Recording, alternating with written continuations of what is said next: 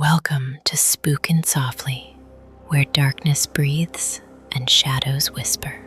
I'm your host, and tonight we venture somewhere you may not return from unchanged. Find a quiet place, turn down the lights, and let the story find you. Tonight's episode: Lottery Ticket. The metal bench of the subway station was a sheet of ice against my weary bones.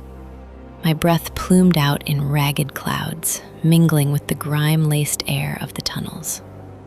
It wasn't the cold that truly pierced me, though. It was the absolute, crushing emptiness that had taken root inside my chest. A void where laughter and warmth and the scent of my son's hair used to be. Losing Michael had been the first domino. Then David, my husband, unable to bear the silence of our home. After that, the job, the house, everything.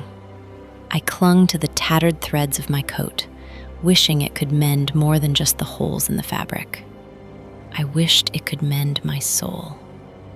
Tonight, the shelter. If I made it before they ran out of beds. Always a gamble. I closed my eyes, picturing Michael's bright, mischievous grin, the way his dimple deepened when he was about to say something impossibly witty. It was a torture I inflicted upon myself daily, because the alternative was forgetting, and that felt like a death worse than my own. The train rumbled into the station, a monstrous metallic sigh. When the doors hissed open, a blast of stale, warm air carried the smell of sweat and desperation. I shuffled on, finding a standing spot near the doors, too tired to even attempt to find a seat. My gaze drifted to the floor, tracing the worn patterns of the linoleum, a silent prayer for some small mercy on my lips. And then I saw it. Stuck to a flattened piece of gum, nestled between two rows of grimy shoes, was a lottery ticket. It wasn't just any ticket.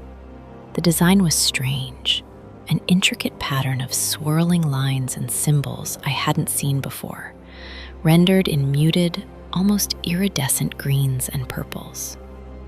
New designs came out all the time, didn't they?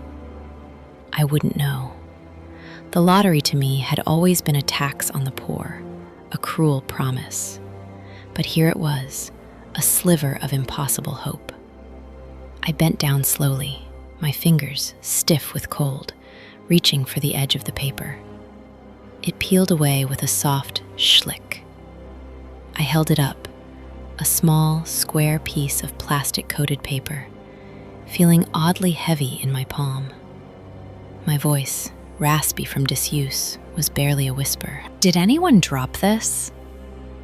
No one looked up. The rush hour crowd, a sea of anonymous faces, continued their silent commute. I tried again, a little louder. This lottery ticket? Did anyone lose it? A quick glance, a dismissive shake of a head, then averted eyes. I was just the homeless woman, an inconvenient shadow. Satisfied I had done my best to return it, I slipped the ticket into my pocket. It felt like a small, private victory in a life full of defeats.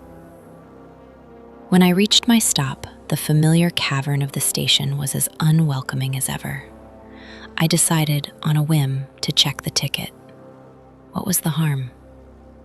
As I stepped off the train, my eyes were drawn to a man I recognized from the train, a few cars down, attempting to board another train across the platform. He tripped, his briefcase flying open, papers scattering like autumn leaves. A startled cry, a sickening thud, then a guttural scream as he disappeared from view, dragged under the metal behemoth. The screech of brakes, the collective gasp of the crowd. A chilling silence descended, quickly followed by the rising tide of horrified murmurs. I stood frozen, the lottery ticket clutched tight in my hand, the man's final, terrified gasp echoing in my ears. I felt a cold knot tighten in my stomach. I needed to forget the awful scene, to blot out the image.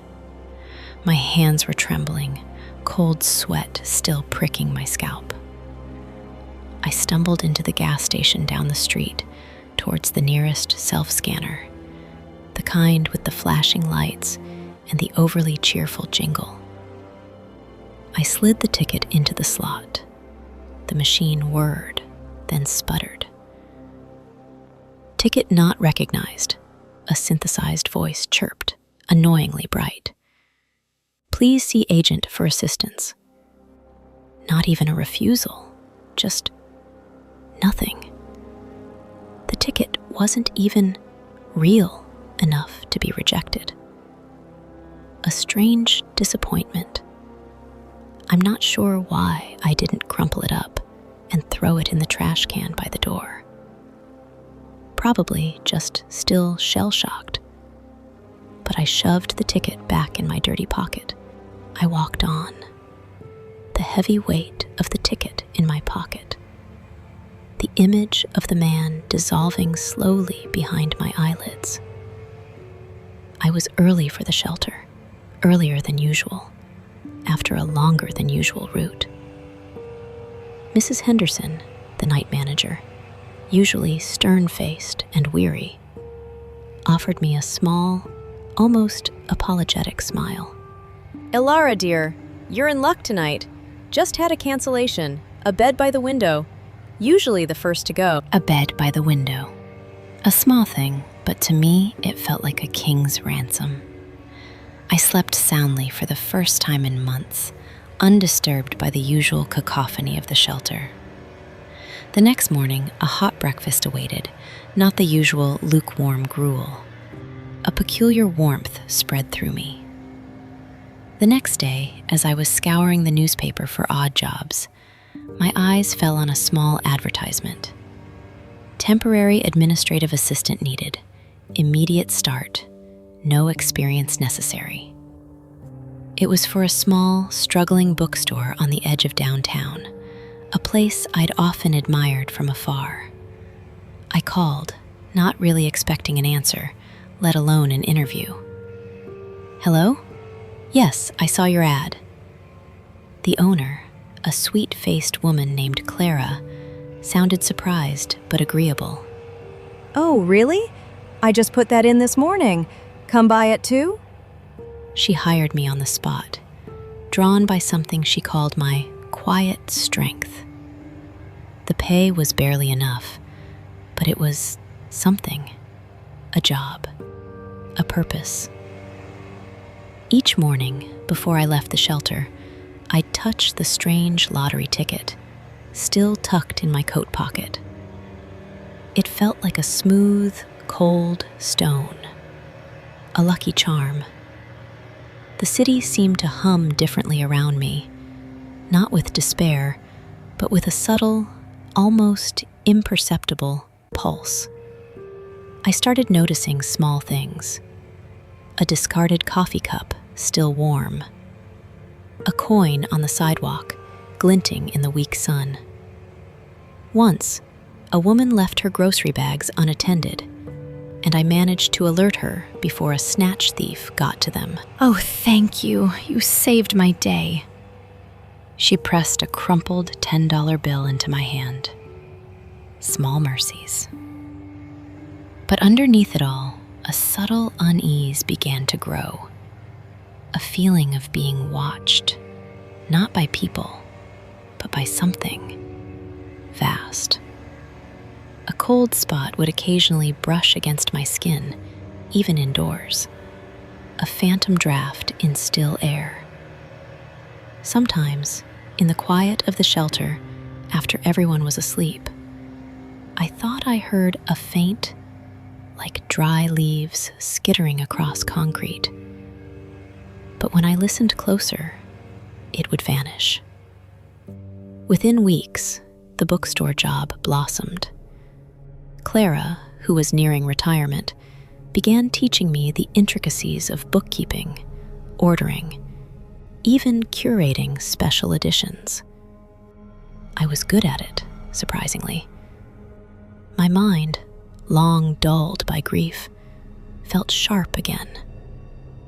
I found a tiny studio apartment above a bakery. The scent of fresh bread, a constant comfort. It was run down, but it was mine. I bought a cheap mattress, a few donated blankets, and for the first time since Michael, I had a place to call home. The ticket was always there, tucked securely in a small pouch I'd sewn into the lining of my coat. I never showed it to anyone. It sounded silly, but it felt private, powerful.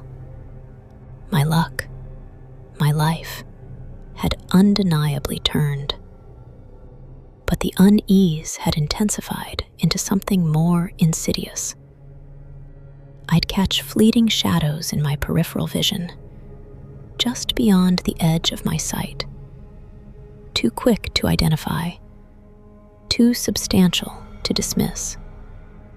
In the polished reflections of storefront windows, my own image would sometimes seem to waver, distorted for a split second, as if something else was trying to look out from behind my eyes. I'd whip my head around, but there would be nothing. Just the bustling street, the indifferent city. One evening, I was walking home, humming a tune from a book of folk songs I'd found in the store. The streetlights flickered, casting long, dancing shadows. I heard footsteps behind me, a steady, deliberate rhythm that didn't quite match my own pace, nor the ambient city noise. I sped up. The footsteps sped up. I slowed down. They slowed too. My heart began to pound. I ducked into a small alley, pressing myself against a brick wall, holding my breath. The footsteps paused just at the alley entrance. A long, agonizing moment stretched. Then, silence. Utter, complete silence. I peered out cautiously. The street was empty. No one. My throat was dry, my palms slick. It was then, in that cold, narrow alley, that I heard a voice. It wasn't in my ear, but all around me, a low, guttural murmur that sounded like 1,000 throats whispering at once, yet formed no recognizable words. It felt ancient, hungry. My blood ran cold. This wasn't just luck. This was something else entirely, and I was tied to it. My life became a bizarre duality. By day, I was Alara, competent bookstore manager, living in her own apartment, enjoying small, quiet successes. By night, or in moments of quiet reflection, I was a prisoner to a growing, suffocating dread. The apartment, once a haven, began to feel like a cage. The sounds of the city, once a comfort, now seemed to carry hidden messages. The lottery ticket, my lucky charm, felt heavier, colder, its strange design seeming to shift under my gaze, like living things entwined. I clutched it, sometimes out of a strange comfort, sometimes out of a primal fear of letting it go. It had given me everything, but what was it taking? I started avoiding people. Clara, bless her heart, noticed. Elara, are you all right? You seem distant, like you're seeing ghosts. I'd force a smile, a shaky reassurance. Just tired, Clara. Long nights. The truth was, the nights were long because I was afraid to sleep. I was afraid to close my eyes. I kept them open, staring at the ceiling, listening. The huh in my empty apartment. A soft, deliberate sound from the hallway, then from the bedroom, then from the living room, as if something was slowly, patiently moving through my small space. I knew I was alone. I knew it. Yet the sounds persisted. The feeling of being watched was constant, a pressure on my skin, a cold breath on my neck, even when no window was open. Sometimes the air in my apartment would become impossibly heavy, thick with a scent I couldn't place, something metallic and sweet, like old blood and wilting flowers. My own heart would begin to beat a frantic rhythm, a drum against my ribs. I tried to get rid of the ticket once. I stood by the overflowing public bin, my hand raised, ready to drop it into the filth. But my fingers wouldn't obey. They simply wouldn't open. An overwhelming wave of nausea swept over me, a chilling whisper that snaked through my mind. You need it. You are nothing without it. The thought wasn't my own. It was alien, cold, compelling. I recoiled from the bin, gasping for breath, the ticket still clutched in my frozen hand. I tucked it back into its pouch, my resolve shattered. It wasn't a lucky charm. It was a tether. And I was at the other end. It found its way into my apartment, even on the stillest nights, whistling through non-existent cracks, carrying the faint, distorted echoes of that multi-voiced whisper. It felt like the air itself was breathing, watching. I saw them more clearly now, the fleeting shadows. They weren't just peripheral blurs anymore. They were elongated, impossibly thin forms that stretched and contracted, like smoke given malicious sentience. They never fully solidified, never showed a face, but their presence was undeniable. They moved with a disturbing, almost graceful undulation. My dreams were nightmares, not of Michael or David, but of an endless, dark subway tunnel. The strange symbols from the ticket glowing on the walls, and the echoing, wordless whispers pressing in from all sides. I was terrified, but I was also powerful. A chilling bargain, I knew. One that I had somehow struck without ever saying a word. The day I lost it began like any other. I was on my way to work, the usual dull thrum of the city surrounding me. My hand instinctively went to my coat pocket, to the familiar, comforting weight of the ticket. And it wasn't there. My blood ran cold.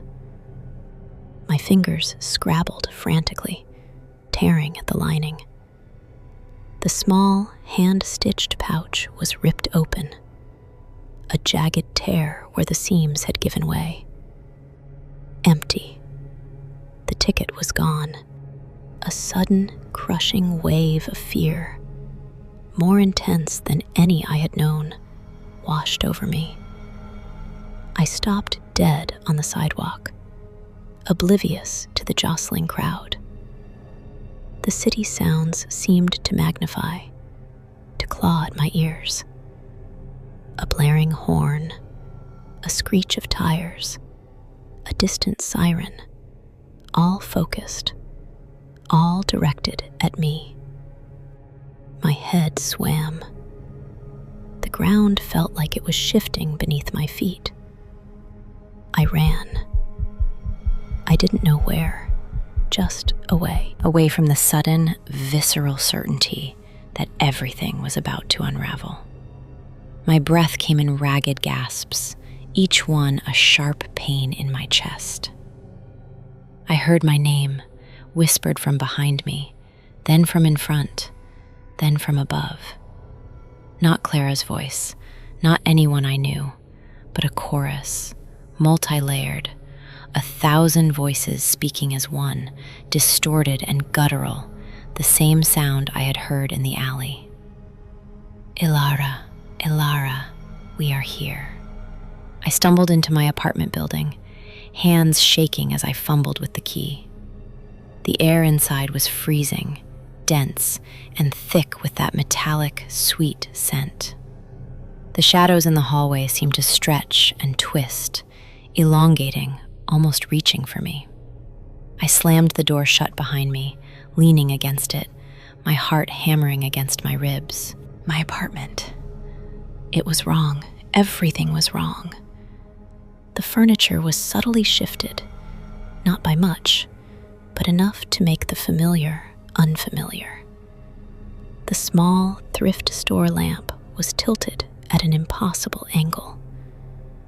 My blankets were tossed onto the floor, as if pulled by unseen hands. I could hear them now, distinctly.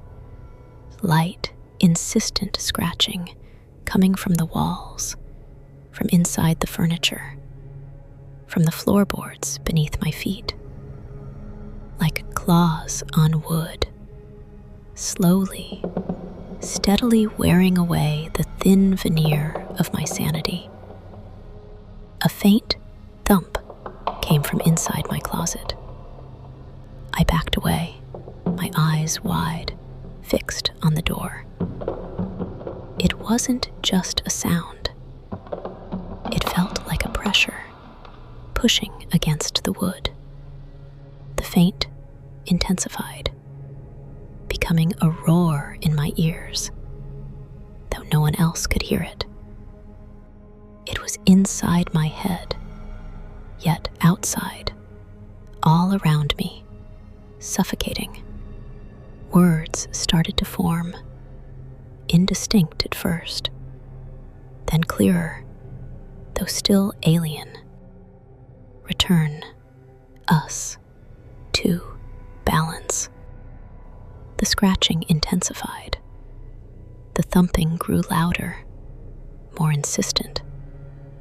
The closet door began to flex inwards, then outward, as if something impossibly large was trying to force its way out of the confined space. A low, guttural growl vibrated through the floorboards. The shadows on the wall detached themselves, swirling into dark, vaguely humanoid shapes that darted and writhed in the corners of my vision. They were here. They had been here all along, waiting. I fell to my knees, hands clapped over my ears, trying to block out the cacophony. The whispers became individual voices, each one mocking, accusing, demanding. You took. You profited. You borrowed. My head snapped up. The closet door burst open with a splintering crack, revealing not an empty space, but a swirling vortex of deep, impenetrable shadow. From within it, elongated, multi-jointed limbs, not quite arms, not quite legs, began to emerge, reaching, stretching towards me. There was no face, only the promise of an infinite, consuming darkness. I scrambled backwards, crawling across the floor, my breath catching in my throat. It was too much. The voices, the shadows, the scratching, the cold, the suffocating pressure. My luck hadn't turned. It had simply been diverted. A river of suffering redirected from one source to another. And now the original current was roaring back, hungry for its due. And I was caught in the flood. The room was spinning. The walls themselves seemed to contort, to breathe. The air was thick with static, with the scent of ozone and dust. A sudden, loud crack of thunder, though there was no storm outside, shook the building to its foundations. It was as if the sky itself was tearing open, letting something monstrous through. The shadow things were almost upon me, their forms rippling, coalescing, almost solidifying into something unspeakable. I squeezed my eyes shut, a choked sob tearing from my throat. This wasn't just about losing the ticket. It was about paying the price. The man on the tracks, my sudden job, my apartment, all of it. A terrible exchange. My good fortune had been bought with someone else's despair, and now that the ticket was lost, the debt was called. I opened my eyes. I was back on the subway platform. The familiar sickening smell of stale air and exhaust. The distant rumble of an approaching train. My coat was tattered again, thin against the biting cold. My fingers were stiff, and I could feel the gnawing ache of hunger in my stomach. I reached into my pocket, not even sure why. My fingers closed around a small, square piece of plastic-coated paper. The strange, iridescent design. The lottery ticket. It was back. I looked down at my hand. It was not mine. It looked like mine, but I wasn't in control. I watched in horror as the hand pulled the ticket out and nonchalantly dropped it on the floor, where the ticket, still heavier than it should have been, dropped to the floor. The distant, guttural whisper began to echo around me, not demanding, but pleased. A low, collective hum of satisfaction. I looked up, into the eyes of the woman who stood a few feet away, her face drawn with exhaustion, her gaze fixed on the grimy floor. She looked so much like me. The old me, lost, desperate. She bent down slowly, her fingers reaching for the lottery ticket. I opened my mouth to warn her, to scream, but no sound came out. Only a low, raspy chuckle that wasn't my own. A chilling understanding settled over me, cold and absolute. The luck hadn't turned. It had simply transferred. And the debt was just beginning for someone new. And so ends tonight's tale, Lottery Ticket. Thank you for sitting with us in the dark. If the shadows spoke to you tonight, subscribe to Spookin' Softly and stay close. There are more stories waiting, more voices in the walls, more things that go quiet just before you notice them. Until next time, sleep well, if you can.